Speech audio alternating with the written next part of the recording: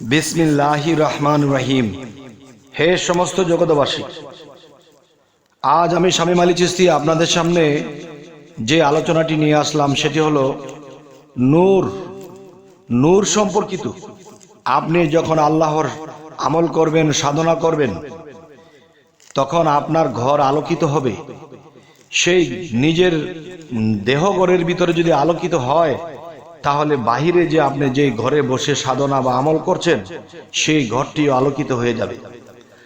আর সেই ঘরটি আলোকিত না হওয়া পর্যন্ত কিন্তু আপনি আমি এখনো বুঝতে হবে পবিত্র হইনি বা আল্লাহর নিকটবর্তী আমরা এখনো হইনি। কারণ সূর্যটা যখন ঢাকা হয়ে থাকে, মেঘে আচ্ছন্ন হোক বা আড়ালে পড়ুক, কোনো গ্রহের আড়ালে পড়ুক, তখন কিন্তু সেই সূর্যের আলোটা আমাদের কাছে পৌঁছায় না। ঠিক আমাদের মধ্যে এই মানব দেহের ভিতরে যে আলোর যে একটা বিষয়, সেই জায়গাটা কিন্তু দুনিয়ার লোভ লালসা এবং দুনিয়ার অনেক খারাপ কিছুতে সেটা ঢাকনা হয়ে আছে, যার ফলে সেই আলোর প্রকাশ হচ্ছে না।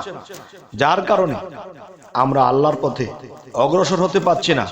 যেভাবে সাধন করার কথা, যেভাবে আমল করার কথা, সেভাবে করতে পারছি না। যতটুকু করি অত অলসতার সৃষ্টি হয় এবং আমরা কিছু ফলাফল দেখতে পাই না, বা সেই নূরের আলো, ঝলমলে যে আলো, যে আলোর দিকে তাকালে চোখ ফিরে আসে, সেই ধরনের আলো আমরা দেখতে পাচ্ছি না।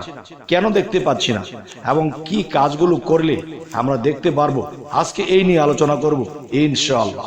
সেই বিষয়গুলো হলো, দেখুন, যে মানুষ পৃথিবীতে চলতে গেলে দেখা গেছে সব দিক দিয়ে একটা মানুষ হালাল থাকতে পারে না।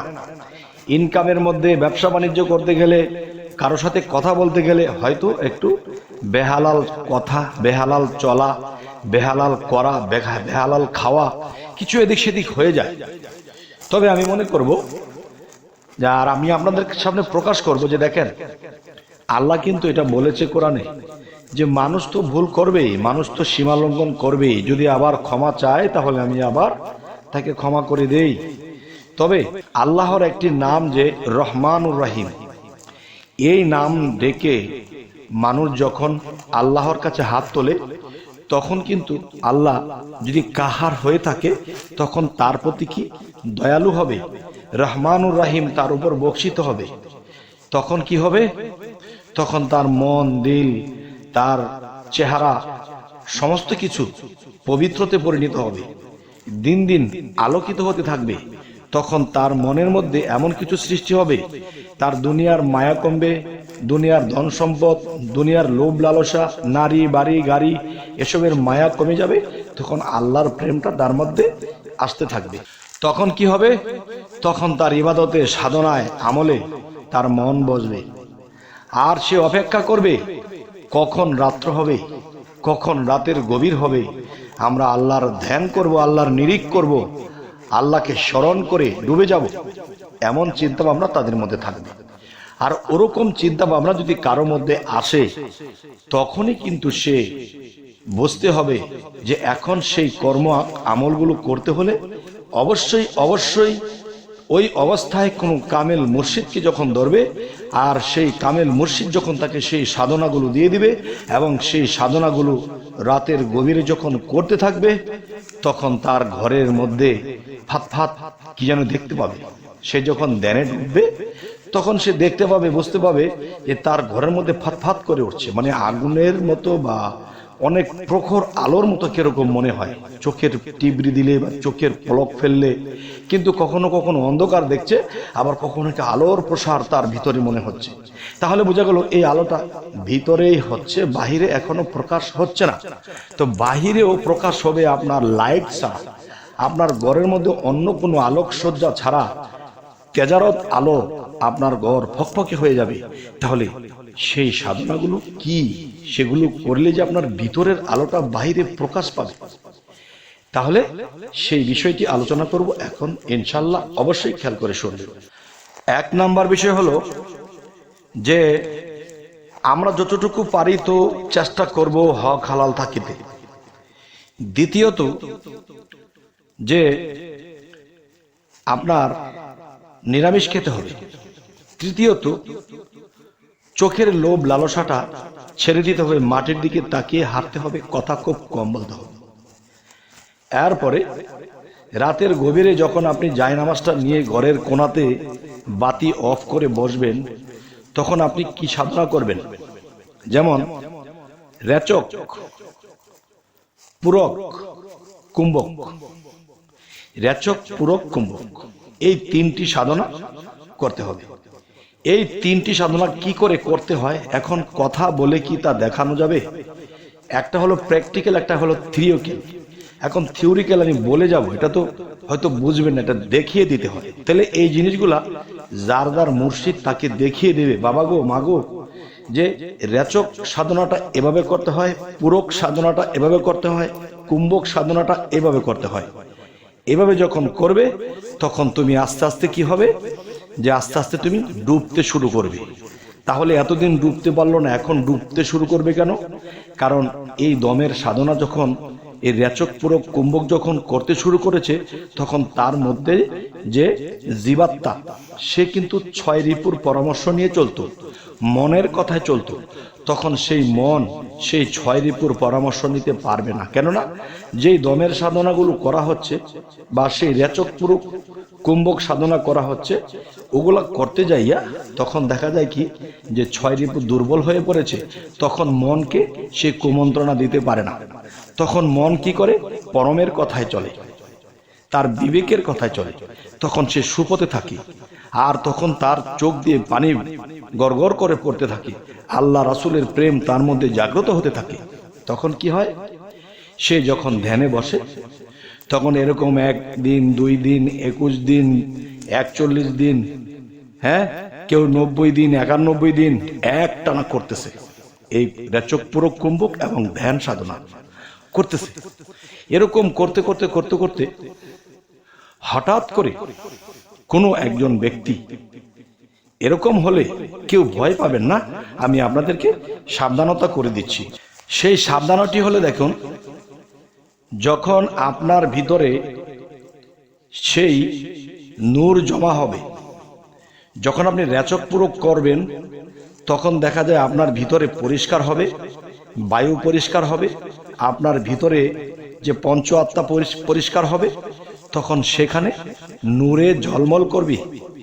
নূরে যখন ঝলমল করবে তখন কি হবে? তখন সেই নূরে নূরান্বিত হতে হতে একটা সময়ে কি হবে, যে এই নূর যখন আপনি ধ্যানে বসবেন, রাতের গভীরে সমস্ত বাতি অফ করে, দরজা অফ করে যখন আপনি নীরবে ধ্যানে বসবেন, আল্লাহ অবশ্যই এরকম কোনো খেলা সেই ব্যক্তিকে দিয়ে এই নিদর্শনটা দেখায়।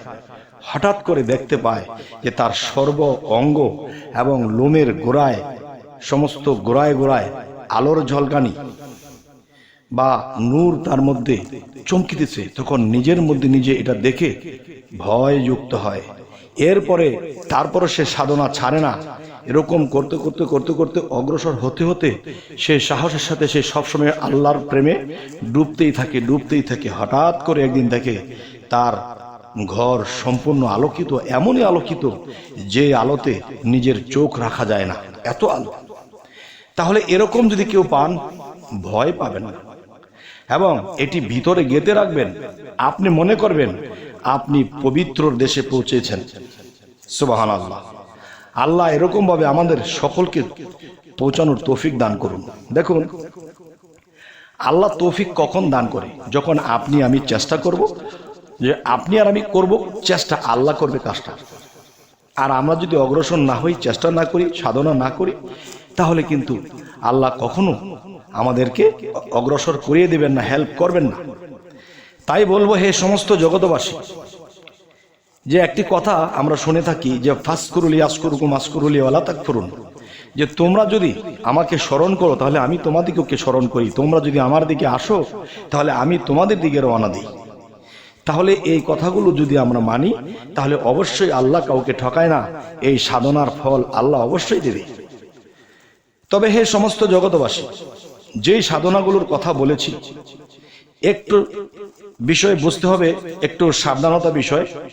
দেখেন, যে একজন কামেল মুর্শিদের সংস্পর্শে যাইয়া এই সাধনাগুলো নিজে বুঝে নিতে হবে। এবং যেই মুর্শিদ আপনাকে এই কর্ম সাধনাগুলো দিবে তিনি কিন্তু আপনাকে দৃষ্টি রাখবে যে আমার ভক্ত বাড়িতে চলে গেছে, তাকে সাধনগুলো দিয়েছি, সে রাতে এতটা বাজে বসে সাধনগুলো করবে, তখন সেই ভক্তর দিকে সেই গুরু নিরিখ রাখবে, খেয়াল রাখবে। কিরকম দেখেন, আমি যেমন একটা কথা বলেছিলাম, সেই নিরিখটি কিরকম, যে একটা কাসিম যখন ডিম পারে তখন ডিম পেরে সে বালুর তলে ঢাকনা দিয়ে চলে যায় আর বলে যায় তোর জ্যাঠাই আসলে তোরা আমার কাছে আসবি। জ্যাঠাই আসলে মানে কি, মানে জ্যৈষ্ঠ মাস। সেই জ্যৈষ্ঠ মাসে কিন্তু কাসিমের ডিম ফোটে। তখন সেই কাসিমটি নদীর ওই পারে চলে যায় ডিমগুলো ঢাকনা রেখে, আর ওই পারে গিয়ে ডিমের দিকে শীষ মারে, চোখের দৃষ্টি থেকে একটা শীষ মারে, আর ওই শীষে এই ডিমগুলো ফোটে। যখন জ্যৈষ্ঠ মাস হয় তখন এই ডিমগুলো ফোটে। তখন ওই যে ডিমের মধ্যে বলে গিয়েছিল জেঠ মাস আসলে কিংবা তোর জেঠাই আসলে যাইস, ঠিক তেমন করে সেই কাসিমগুলো বাচ্চাগুলো যখন ডিম থেকে ফোটে তখন তারা তার মায়ের দিকে রওনা দিয়েছে, তার মা শীষ দিয়ে সেখানে এখনো অপেক্ষায় আছে। ঠিক হে সমস্ত জগতবাসী, একজন কামেল মুর্শিদের কাছ থেকে যখন সাধনা নেবেন তখন সেই মুর্শিদ সেই ভক্তের দিকে খেয়াল রাখবে, নিরিখ রাখবে, যেন ভক্ত কোনো সমস্যা না হয়, সে যেন সাধনায় উত্তীর্ণ হতে পারে। তাহলে সেখানে এরকমও হয় প্রথমে যারা সাধনায় বসে শরীরটা অলসতা লাগে, ভাল লাগে না, শুয়ে থাকি, পরে করবো না, এটা কিন্তু 6 রিপু থেকে হয়। আর 6 রিপু আপনার বিপক্ষের, এই বিপক্ষ যদি না থাকে তাহলে কিন্তু আপনি খেলবেন কার সাথে? তাই দেখা যায় এই 6 রিপুকে হারাতে হবে, আপনার জিততে হবে। তখন কি হবে? তখনই আপনি আল্লাহর পথে অগ্রসর হয়ে যাবেন, সাধনায় অগ্রসর হয়ে যাবেন। আল্লাহ আপনাকে টান দিয়ে উঠিয়ে নেবে, সে আলোর জগতে পৌঁছে দেবে। সুবহানাল্লাহ। তবে হে সমস্ত জগতবাসী, আজকের এই আলোচনা আপনাদের কেমন লাগলো এবং সামনে কি ধরনের আলোচনা চাইছেন অবশ্যই জানাবেন। আমাদের চ্যানেলটিকে সাবস্ক্রাইব করে রাখবেন, পরবর্তীতে যেন ভালো আলোচনা দিতে পারি। সকলেই ভালো থাকবেন। আল্লাহ হাফিজ।